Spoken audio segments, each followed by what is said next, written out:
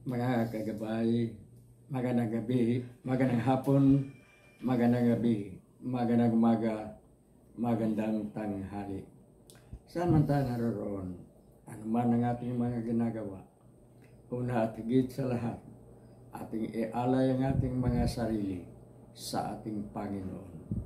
Sa loob lamang ng ilang mga sandali, ating damhin ang presensya ng Diyos.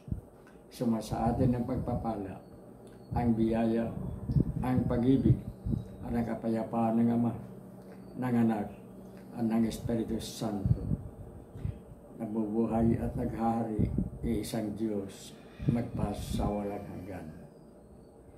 Mga kagabay, balikan natin ang mga katagang pagtulong. Ano ba talaga ang pagtulong? Ano ba talaga ang pagpapautang? Ang pagtulong at ang pagpapautang ay magkasintulan. Ang pagkakaiba lang nga lamang, kung pag-uusapan ng pagtulong, yan ay gawang kabutihan sa ating kapwa. Sa literal na mga salita, sa sa pang-araw-araw na transaksyon. Ngayon, ang pagpapautang, nagpapautang tayo ng pera, nagpapautang tayo ng alahas, nagpapautang tayo ng iba't ibang mga kagamitan, iba't ibang mga gamit. At ang aral ng ating Panginoon sa kanyang pagtuturo, sa kanyang pangangaral, laging nangingibabaw ang pagtutulong na may paglilingkod, ang pagtutulong na may pag-ibig at may pagmamahal. At ang pagpapautang naman, nadagdag yung pagkakasala. At patawarin mo kami sa aming mga utang, katulad ng pagpatawad namin sa mga nagkakautang sa amin. Ito ang panalangin natin sa Ama na itinuturo ng Anak. Ang magpapatawad tayo, hingi tayo ng kapatawaran ng ating mga pagkakasala, ng ating mga pagkakautang. Sapagkat kung sasabihin natin sa literal language, may utang ka pa sa akin, kailangan magbayad ka. Minsan hindi yan ibig sabihin, nagkakautang tayo ng pera, minsan nagkakautang tayo ng pagkakasala na gawang masama. Halimbawa, yung ating kapitbahay, nasaktan natin. Makikita tayo ng ating kapitbahay, bigla tayong kulyuhan at sasabihin, may utang ka pa sa akin, dapat kang magbayad. Ang ibig sabihin, nasaktan natin ang ating kapwa, kaya dapat ding saktan tayo ng ating kapwa. Pero ano ang pagkapangaral ng ating Panginoong Kristo? Ang kanyang sinabi, huwag saktan ang nanakit sa atin. Huwag saktan ang nanakit sa atin. Napakahirap, hindi ba? Katulad ng pagkasasabi ng ating Panginoon na kung magpapautang tayo, huwag tayong aasa na tayo ay babayaran. Napakahirap isipin. Kaya nga mayroon tayong tinatawag na 5-6, utang may tubo. Kukuha ka halimbawa ng telebisyon sa Bombay, pagkas yun 100, siyempre, pag uutangin mo sa Bombay, 100 taon, 6 na buwan, natural may tubo. At ngayon, ito si Jesus, magtuturo na magpapautang tayo na huwag aasaan ng kabayaran. Yung mga, sabihin nga natin, yung ordinaryong makarinig niyan, sasabihin, bakit pa ako magpapautang kung wala palang kabayaran? O bakit ka naman?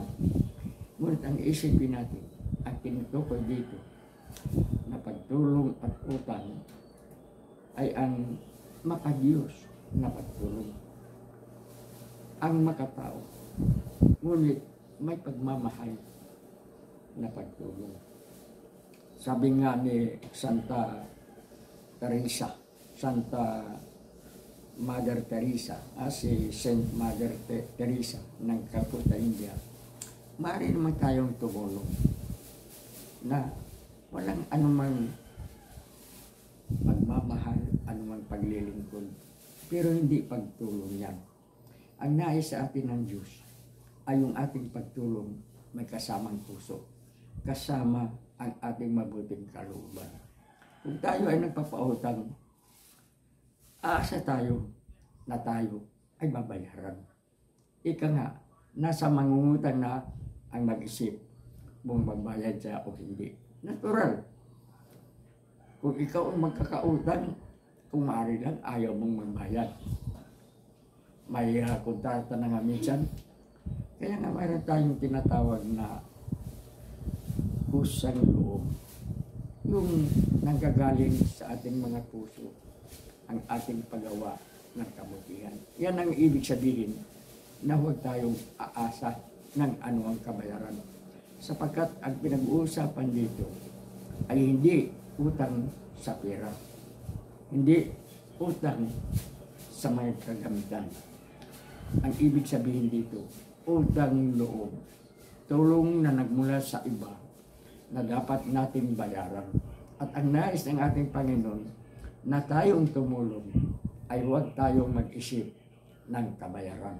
Ngayon, kung tayo ay gusto natin gumawa tayo ng isang bagay na maganda, magkababayaran, magkontrata na tayo sa gobyerno. Bukas pa naman ang fraud control. Wala ka pang proyekto, wala ka pang utangin, isang malita na ang kabayaran. Wag ko kung totoo ito. Ito ang kanilang sinasabi na kung ang isang kongresista o isang nasa gobyerno magpapautang, dala-dala sa malita, pera, wala pa yung proyekto, hindi pa pag-uusapan, pinapautang ka na. Pero hindi yan magandang pagpapautang. Hindi nga nagbayad yung binigyan. Hindi nga nagbayad ng yung pinautang dahil sa hindi talaga utang yun. Yan ay korupsyon. So yun lamang ang utang na huwag tayong asang babayad. Dahil tayo nagpapautang, binayaran na ng nagpapautang din sa atin. Ika nga, mayroong utak, mayroong kamay nakikilos, mayroong tatanggap. And forget, maliban kung mayroong magreklamo. Katulad ngayon, sa tagal ba naman ng pag-ulan, sa dami ba naman ng kalamidad, sino ba ang hindi makaisip ng flood control na sanang pera? Pinautang na walang kabayaran. Iyan ang utang na masamang pagkakautang. Hindi nga binabayaran, pinapahirapan naman ang ating mga kababayan. Naghihirap ang buong bansa, nagdiriwang ang mga mandarambong, ang mga nagpapautang. So ang dapat nating tingnan utang ay yung pagpapautang, pagtutulong na makadiyos. May kasamang pag-ibig, walang inaasahang anumang kabayaran. Tulad halimbawa ng mga politiko, panahon ng halalan, tumutulong, nagbibigay ng ayuda, nagtatanong kung anong kagailangan ng mga kababayan, pero anong kabayaran? Korupsyon sa pamahalaan.